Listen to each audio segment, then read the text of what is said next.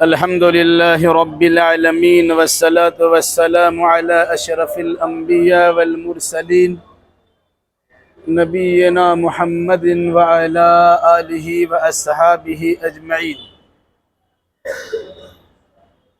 أعوذ بالله من الشيطان الرجيم. بسم الله الرحمن الرحيم.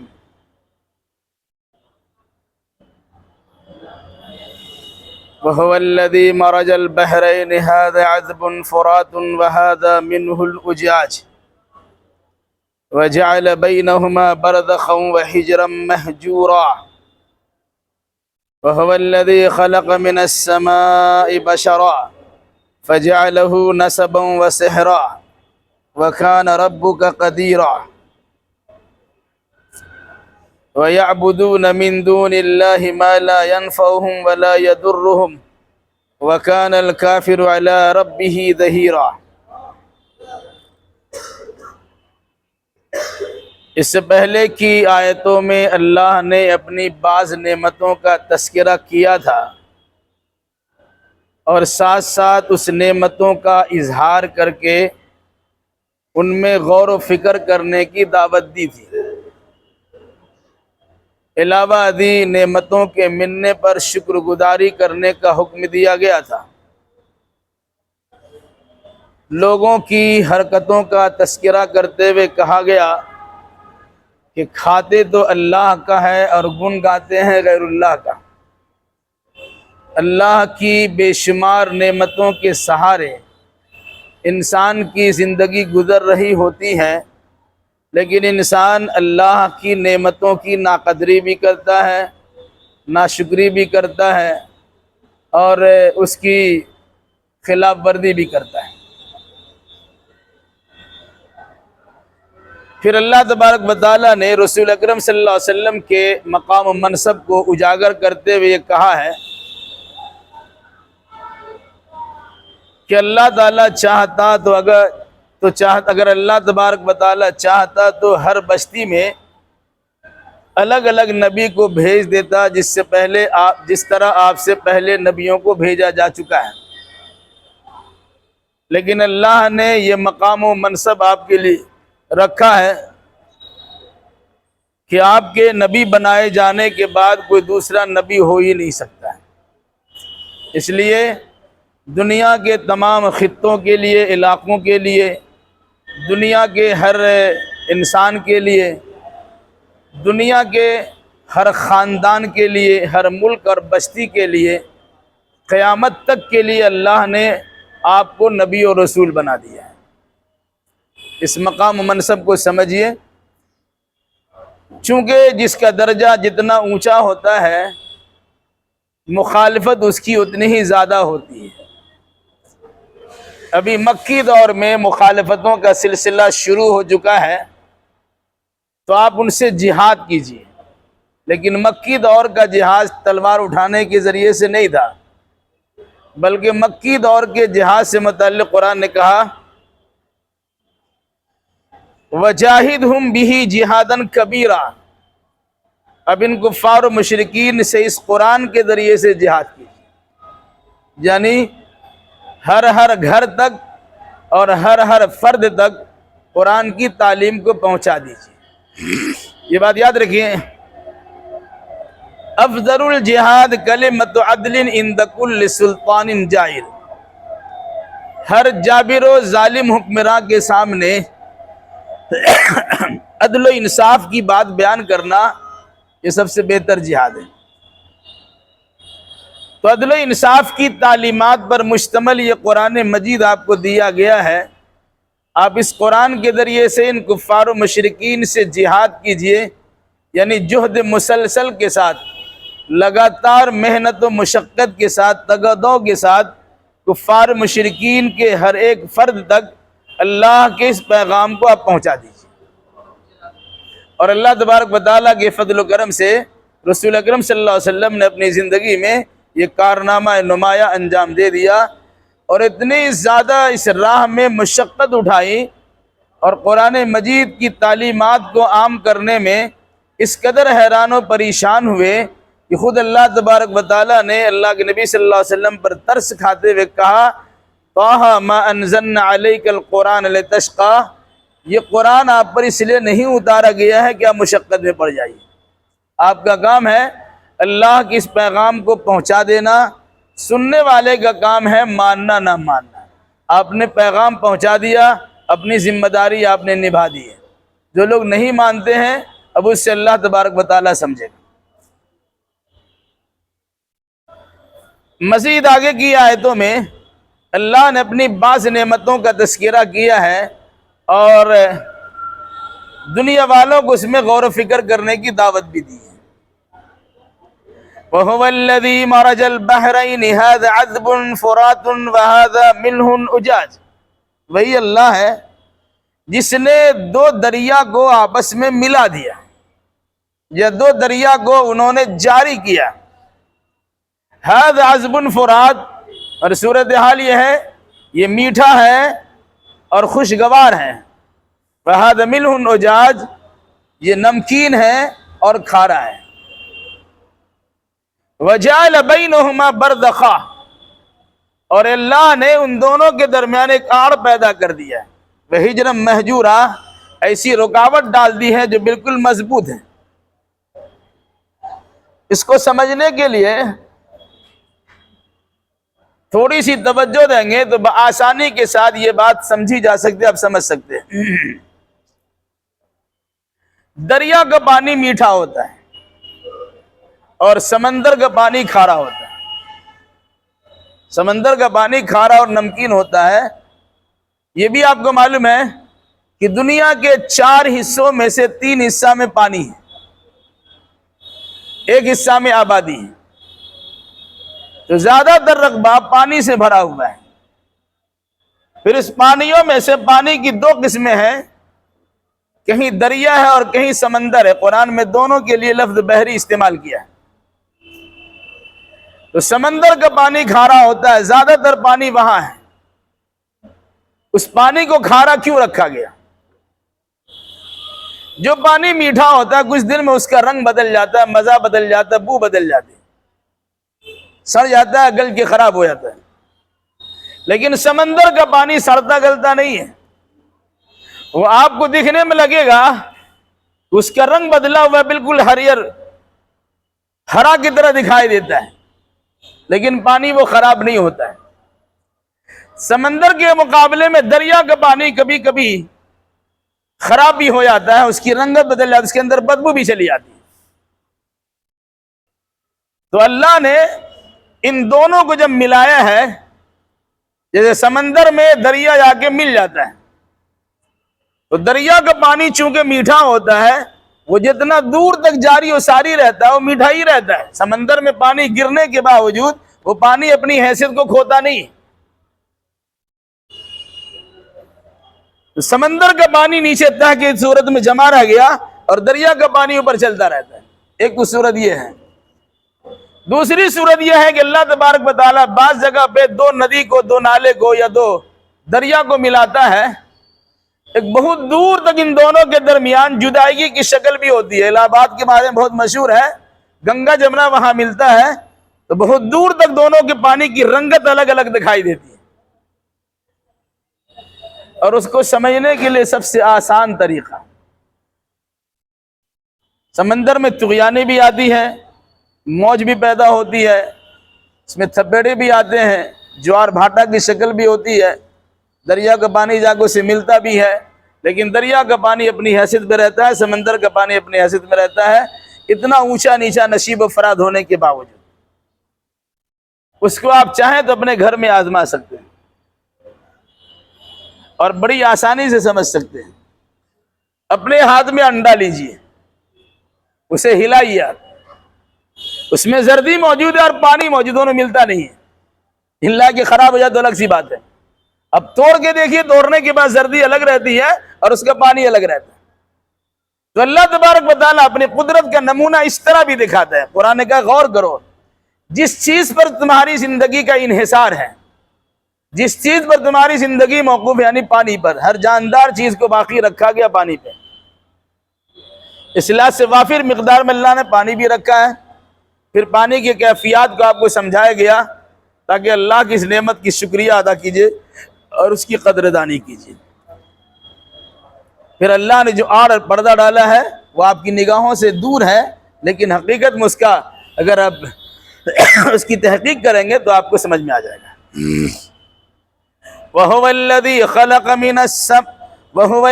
خَلَقَ مِنَ الْمَاءِ بَشَرًا، وہی اللہ ہے جس نے پانی سے انسان کو پیدا کیا ہے. اس میں یہ پانی بھی شامل ہے، اور مرد عورت کے میل ملاپ سے دونوں کے ذریعے سے جو پانی نکلتا ہے جسے مادہ منویہ کہا جاتا، وہ پانی بھی اس میں شامل ہے. اللہ نے پانی کے ذریعے سے انسان کو پیدا کر دیا. فَجَعَلَهُ نَسَبًا وَسِحْرًا، پھر انسان کے دو سلسلے جاری کیے. ایک تو خون کا رشتہ، خاندانی رشتہ چل رہا ہے، دوسرا شادی بیاہ کے بعد سسرالی رشتہ چلتا ہے. قرآن نے کہا پھر اس اللہ نے اس کے لیے نسب بھی لگایا، خونی رشتہ بھی جاری کیا،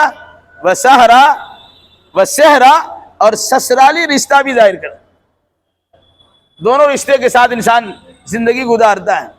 اندازہ ہوتا ہے جس طرح آدمی اپنے خاندانی اور خونی رشتے کا احترام کرتا ہے اسی طرح انسان کو سسرالی رشتے کا احترام اور اہتمام کرنا چاہیے. جس طرح لوگ شادی کے بعد ڈھلک جاتے ہیں، خاندان کو بھول جاتے ہیں اور سسرالی رشتے میں ڈھل کے رہتے ہیں، تو کہا کہ تمہارے پاس سسرالی رشتہ کی اگر اہمیت ہے اس سے پہلے تمہارے پاس خاندانی اور خونی رشتہ کی اہمیت ہونی چاہیے کہ جس کی بنیاد پہ تم جنم لیے. اب تمہارے میل ملاپ کے نتیجے میں دو خاندان سے مل کر میل ملاپ کے نتیجے تمہاری اولاد بڑھ رہی ہے، تمہاری نسلیں بڑھ رہی ہے، اس کا معاملہ ہے، لیکن تمہیں اپنا خون بھی تو دیکھنا چاہیے. وَكَانَ رَبُّكَ قَدِيرًا، اور اللہ جو آپ کا رب ہے قدرت والا ہے. بہت سے انسان کو خاندانی رشتہ ہی پہ قائم رکھتا ہے، بہت سے انسان خاندانی اور سسرالی دونوں رشتے سے جڑے ہوئے ہوتے ہیں. بہت سے لوگوں کا سلسلہ نسب وہیں تک رک جاتا ہے، بعض لوگوں کا سلسلہ نسب جاری و ساری رہتا ہے. اللہ جو چاہتا کرتا ہے، وہ اللہ کی قدرت ہے. اللہ قدیر ہے، قدرت والا ہے جو آپ کا رب ہے. وَيَعْبُدُونَ مِن دُونِ اللَّهِ مَا لَا يَنْفَعُهُمْ وَلَا يَضُرُّهُمْ وَكَانَ الْكَافِرُ عَلَى رَبِّهِ ظَهِيرًا. یہ لوگ اللہ کے سوا ان کی عبادت کرتے ہیں جو انہیں نہ نفع دے سکتے اور نہ انہیں نقصان پہنچا سکتے. جو لوگ بھی اللہ کے سوا غیر اللہ کی پجاری بنتے ہیں، چاہے سورج کی پوجا کرے، چاند کی پوجا کرے، ستارے کی پوجا کرے، دریا سمندر کی پوجا کرے، پتھر درخت کی پوجا کرے، چاہے فرشتوں کی پوجا کرے، چاہے انسان کی پوجا کرے، چاہے جنات کی پوجا کرے، کہا کسی کے اندر یہ طاقت و قوت نہیں ہے کہ ان کو نفع پہنچا دے یا نقصان پہنچا دے. نفع و نقصان کا سارا اختیار اللہ کے ہاتھ میں ہے. علاوہ اسے سمجھنا اگر چاہو تو کہا تم سمجھ سکتے ہو کہ جن کے سامنے اپنی جبین نیاز کو جھکاتے ہو، اپنی پیشانی رگڑتے ہو، چڑھاوے چڑھاتے ہو، اس کے سامنے ہاتھ جوڑ کے کھڑے رہتے ہو، گردن جھکا کے کھڑے ہوتے ہو، اس کی بندگی کرتے ہو، اس کا حال یہ ہے تم اپنے ہاتھ سے بناتے ہو. اس کے اندر حصہ و حرکت تو نہیں ہے، تم جہاں چاہتے ہو اسے رکھ دیتے ہو. اس پہ اگر چڑھاوا چڑھاتے ہو، ایک مخلوق جو کمزور سے کمزور مخلوق ہے، مکھی، اگر اس کے سامنے رکھی ہوئی مٹھائی سے کچھ حصہ لے اڑے تو جس کو تم پوجا کرتے ہو، جسے پاورفل سمجھتے ہو، ان کے اندر اتنی طاقت نہیں ہے کہ مکھی سے اور مچھر سے اپنے اس کھانے کی چیز کو چھڑا سکے. قرآن کہتے ہیں ضعف الطالب والمطلوب، پوجنے والے بھی کمزور ہیں اور جس کی پوجا ہو رہی ہے وہ بھی کمزور ہے. کیا فرمایا؟ اتنا کمزور ہے یسلبہم الذباب شیئا لا یستنقذوا، مکھی اگر وہاں سے کچھ اٹھا کے لے جائے مکھی سے بھی چھڑا نہیں سکتے، تو کسی مضبوط سے چھڑانا کیسے ہوگا؟ اتنا کمزور ہے جو نہ نفع پہنچا سکتے تمہیں نہ نقصان پہنچا سکتے. پھر اس کی بندگی کیوں کرتے ہو؟ پھر اس کے بعد قرآن کیا کہتا ہے؟ وَكَانَ الْكَافِرُ عَلَىٰ رَبِّهِ ظَهِيرًا۔ لیکن اس کے باوجود کافروں کا حال یہ ہے وہ اپنے رب کا مخالف بنا ہوا ہے۔ ورنہ تو یہ چاہیے کہ جس اللہ نے اسے نعمتوں سے نوازا ہے اور زندگی گزارنے کے لیے اسباب و وسائل کو فراہم کیا ہے، اس اللہ کی نعمت کی قدردانی کرتے، شکر گزاری کرتے اور ساتھ ساتھ اسی کی بندگی بجا لاتے۔ مگر شیطان نے پٹی پڑھا دیا اور اس کے ذہن و دماغ کو گھما دیا، وہ اللہ کو چھوڑ کر غیر اللہ کی پرستش کرنے پہ تل گئے۔ تو جو انسان غیر اللہ کی عبادت و بندگی بجا لاتا ہے وہ انسان در حقیقت کافر ہوتا ہے، اور کافر جو ہوگا وہ کبھی بھی اللہ تبارک و تعالیٰ کی موافق بات نہیں کرے گا بلکہ اس کے خلاف میں ہی کھڑا ہوتا ہے۔ فرمایا وَكَانَ الْكَافِرُ عَلَىٰ رَبِّهِ ظَهِيرًا، اور کافر تو اپنے رب کے مخالف ہے، اپنے رب کے خلاف کھڑا ہو گیا ہے۔ وَمَا أَرْسَلْنَاكَ إِلَّا مُبَشِّرًا وَنَذِيرًا، اے نبی ہم نے آپ کو نہیں بھیجا ہے مگر خوشخبری سنانے والا بنا کر اور خبردار کرنے والا بنا کر بھیجا ہے۔ یعنی اے نبی ہم نے آپ کو خوشخبری سنانے والا اور ڈر سنانے والا بنا کر بھیجا ہے۔ خوشخبری کس بات پر؟ کہ جو انسان اللہ اور اس کے رسول کی بات مان لے گا اسے خوشخبری سنا دیجئے کہ اللہ تبارک و تعالیٰ دنیا بھی نعمتوں سے نوازے گا، مرنے کے بعد بھی نعمتوں سے نوازے گا، اور سب سے بڑی نوازش یہ ہوگی کہ ایسے انسان کو ہمیشہ ہمیشہ کے لیے جنت میں جگہ عطا فرما دے گا۔ یہ خوشخبری سنانے کے لیے اللہ کے نبی کو بھیجا گیا۔ دوسری بات، جو لوگ آپ کی بات نہیں مانتے، اللہ اس کے رسول کی بات ماننے کے لیے تیار نہیں ہے، آپ انہیں خبردار کر دیجئے کہ دنیا بھی اللہ کے عذاب سے دوچار ہو سکتے ہو، حشر میں بھی پشیمانی سے شکار ہو سکتے ہو، اور پھر جہنم کے عذاب میں گرفتار بھی ہو سکتے ہو۔ اس لحاظ سے نبی کا کام کیا ہے؟ خوشخبری سنانا، اور نبی کا کام کیا ہے؟ خبردار کر دینا۔ بات مان لو گے تو تمہارے لیے خوشی کی بات ہے، نہیں مانتے ہو تمہارے لیے بری خبر ہے کہ تم تباہ و برباد کر دی جاؤ گے۔ تو اے نبی آپ کا کام ہے پیغام پہنچا دینا۔ مطلب کیا ہوا؟ اتنا بڑا مقام آپ کو عطا کیا گیا، اس اعتبار سے اتنی بڑی ذمہ داری آپ کو دی گئی،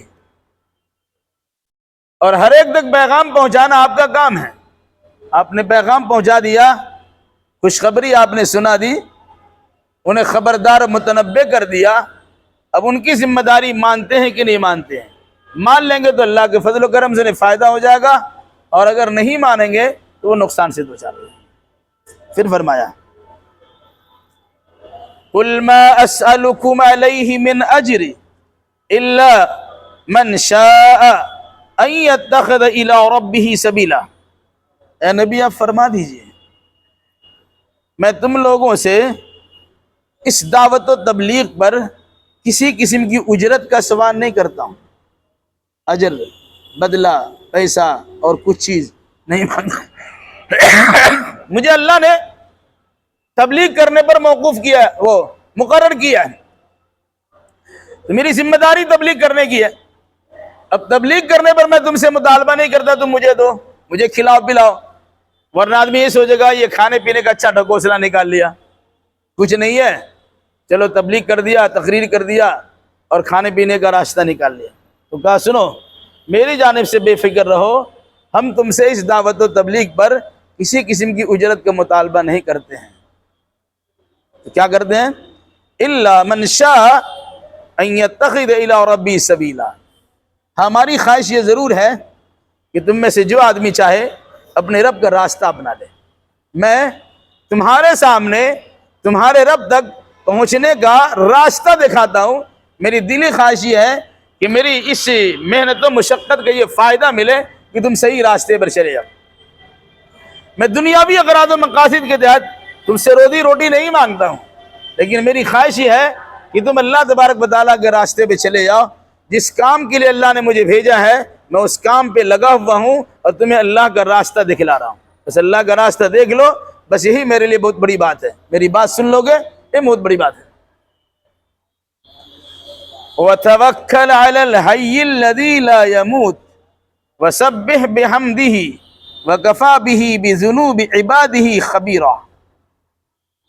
اے نبی، آپ اس اللہ پہ توکل و بھروسہ کیجئے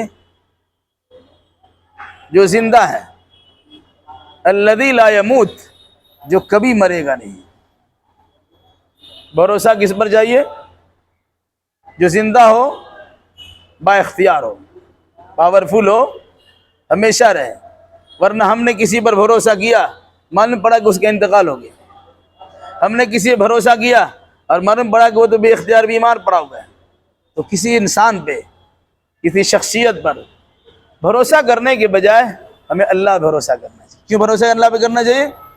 کہ اللہ ہمیشہ تازہ دم ہے، اللہ ہمیشہ زندہ ہے، وہ اونگتا بھی نہیں، سوتا بھی نہیں، وہ تھکتا بھی نہیں ہے۔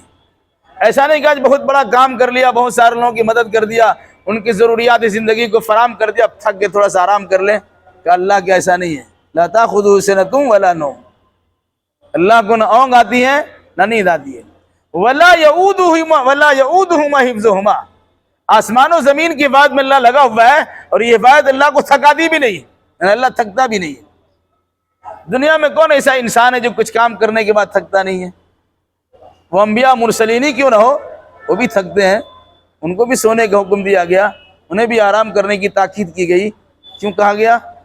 کہ وہ انسان ہے، وہ مخلوق ہے۔ اللہ کا معاملہ یہ ہے کہ اللہ کو نیند نہیں آتی ہے۔ تو بھروسہ کس پر چاہیے؟ بھروسہ آپ کو اللہ پہ کرنا چاہیے۔ دنیا کے سارے لوگ مخالف ہو جائیں، ہو سکتا ہے آپ رات میں سو رہے ہو، لوگ آپ پر حملہ کرا دیں، اور ہو سکتا ہے جس آدمی کو آپ کے حفاظت کے لیے کھڑا کیا کہ حفاظتی دستہ کے طور پر، اس کو بھی نیند لگ جائے، تو کیا ہوگا؟ اس لیے کسی انسان پہ اعتماد و توکل کرنے کے بجائے اب اللہ پہ بھروسہ کیجئے، جو اللہ الحی، وہ زندہ ہے، الذی لا یموت، وہ کبھی مرے گا ہی نہیں۔ گویا اللہ کی حمایت ہمیشہ حاصل رہے گی۔ انسان پہ اگر آپ نے بھروسہ کیا، اس کے بعد اقتدار ہے، طاقت و قوت ہے، تب تک وہ آپ کو ساتھ دے سکتا ہے، لیکن وہ چیز چھن گئی، اب ساتھ ہی نہیں دے سکتی۔ جب آدمی کے ہاتھ میں مال رہتا ہے تو ہر حدیث سجائے دیتا ہے، دیکھا کہ ہمارے پاس کچھ ہے، وہ طاقت و ہمت پاتا ہے، مال ختم، سست پڑ جاتا ہے۔ جو کہا اللہ تبارک و تعالیٰ کا معاملہ ایسا ہے کہ اللہ ہمیشہ زندہ ہے، وہ مرنا تو نہیں ہے۔ تو زندہ اللہ پہ توکل و بھروسہ کیجئے، یقیناً وہ آپ کو ہمیشہ ہر وقت میں فائدہ پہنچائے گا، ہر وقت آپ کی نگرانی میں لگا رہے گا۔ وَسَبِّحْ بِحَمْدِهِ، اور اس کے حمد کے ساتھ تسبیح بیان کیجیے۔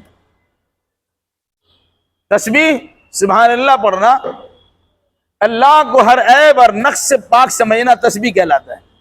اور حمد میں دو باتیں ہوتی ہیں، ایک تو اللہ تبارک و تعالیٰ کی نعمتوں پہ شکر ہوتا ہے، دوسرا اللہ نے جو کائنات کو سجایا اس پر اللہ کی تعریف ہوتی ہے۔ تو تعریف و شکریہ اللہ کے لیے، اسی کی تسبیح بیان کیجئے، اسی کی حمد بیان کیجئے۔ طریقہ کیا ہوگا؟ سبحان اللہ و بحمدہ، سبحان اللہ و بحمدہ، سبحان اللہ العظیم۔ بخاری شریف کے سب سے اخیر حدیث ہے جس میں کہا گیا دو کلمے ایسے ہیں جو زبان پہ بڑے ہلکے ہیں، اللہ کو بڑے پیارے ہیں، اور کل قیامت کے دن جو میزان لایا جائے گا، تولا جائے گا عمل سے بڑے بھاری ہیں۔ دو کلمہ کیا ہے؟ سبحان اللہ و بحمدہ، سبحان اللہ العظیم۔ کیا فرمایا؟ وَسَبِّحْ بِحَمْدِهِ، اس کے حمد کے ساتھ تسبیح بیان کیجئے، سبحان اللہ و بحمدہ پڑھیے۔ وَكَفَى بِهِ بِذُنُوبِ عِبَادِهِ خَبِيرًا، اور سنیے، اللہ اپنے بندوں کے گناہوں کے خبر رکھنے کے لیے کافی ہے۔ اللہ نے انتظام کر دیا ہے، فرشتوں کو لگا دیا ہے، ویڈیو اور آڈیو دونوں تیار کروا لے رہا ہے، اس کے باوجود یہ انسان کو خاموش کرنے کے لیے، اگر کوئی کہا ہم نے ایسا نہیں کیا، یہ دیکھ لو تمہارے پاس، جبکہ اللہ تبارک و تعالیٰ تو جانتا ہے، اس کی خبر گیری کرتا ہے، اس کی خبر رکھتا ہے، پورے طور سے باخبر ہے۔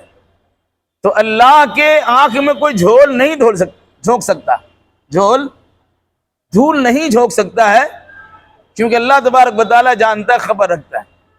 لیکن بندہ کبھی کبھی اس قسم کی حرکتیں کرنا شروع کرتا ہے، ہم نے ایسا نہیں کیا، خواہ مخواہ میرے لگا دیا ہے، تو اللہ نے اس کا انتظام بھی کر دیا ہے، دائیں بائیں فرشتوں کو بھی رکھ دیا جو نامہ اعمال تیار کر رہے ہیں، اور باضابطہ جہاں پر جو حرکتیں کر رہا ہے اس کا پورا سین اور اس کی پوری ویڈیوگرافی تیار بھی کر لے رہا ہے، سب دکھا دیا جائے گا۔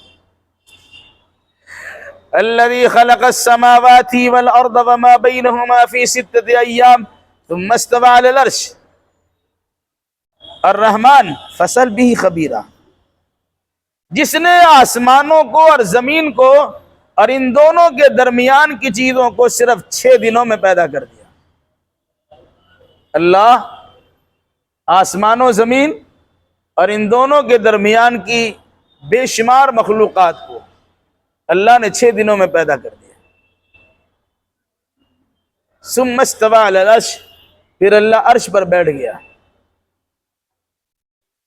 آسمان و زمین کو 6 دنوں میں پیدا کرنا، اللہ چاہتا تو کہہ دیتا کن فیکون، ہو جا، تو وہ چیز ہو جاتی، لیکن اللہ نے 6 دنوں میں پیدا کیا۔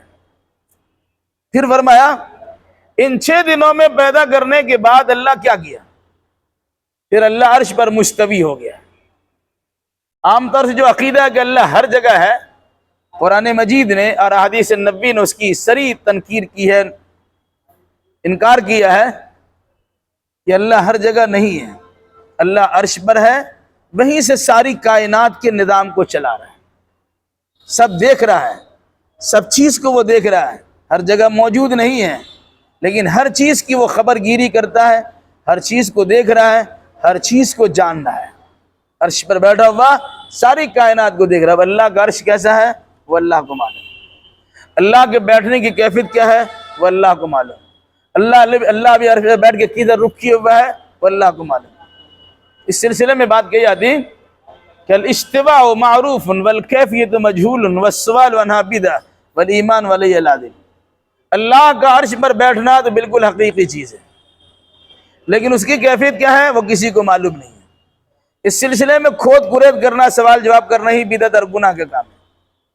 اہل ایمان کے لیے ضروری ہے اس پر ایمان لائیں کہ اللہ تعالیٰ عرش پر بیٹھا ہے، جیسے اللہ کے بیٹھنے کی شان ہے، جو اللہ کے شان کے لائق ہے اس کا بیٹھنا۔ الرحمن فاسأل به خبیرا، رحمان، وہ رحمان، اللہ رحمان ہے۔ کفار و مشرکین نے کہا ہم رحمان کو تو جانتے نہیں ہیں، میں اللہ کا تو نام سنا ہے، رحمان الرحیم کیا چیز ہے ہم نہیں جانتے ہیں۔ تو اللہ نے کہا اے کفار و مشرکین، رحمان کیا ہے؟ تمہارے درمیان اگر کوئی خبردار لوگ ہیں جن کے پاس آسمانی کتاب ہے ان سے پوچھ لیجئے، یہود و نصارہ سے پوچھ لیجئے کہ رحمان کیا بتا دیں گے۔ تم کفار و مشرکین امی قوم، تمہیں معلوم نہیں ہے، تم لوگوں نے لکھنا پڑھنا سیکھا نہیں ہے، تمہیں عطا پتہ نہیں ہے، لیکن تمہارے علاقے میں کچھ لوگ تو پڑھے لکھے ہیں نا، ان سے پوچھ لیجئے۔ الرحمن، وہ رحمان ہے، فاسأل به خبیرا، ان کے بارے میں کسی جاننے والے سے پوچھ لو۔ ایک عام اصول اللہ نے فرما دیا ہے فاسألوا اہل الذکر ان کنتم لا تعلمون، اگر آپ نہیں جانتے ہیں کسی جاننے والے سے پوچھ لیجیے، اپنے طرف سے منمانی مت کیجیے، جاننے والے سے پوچھ لیجیے۔ اس کے بعد جو آیت ہم پڑھیں گے سجدہ کرنا ہوگا۔ وَإِذَا قِيلَ لَهُمُ اسْجُدُوا لِلرَّحْمَنِ قَالُوا وَمَا الرَّحْمَنُ أَنَسْجُدُ لِمَا تَأْمُرُنَا وَزَادَهُمْ نُفُورًا۔ اللہ اکبر۔ سجدہ وجہ الذی خلق سبع سماوات والارض علیہ۔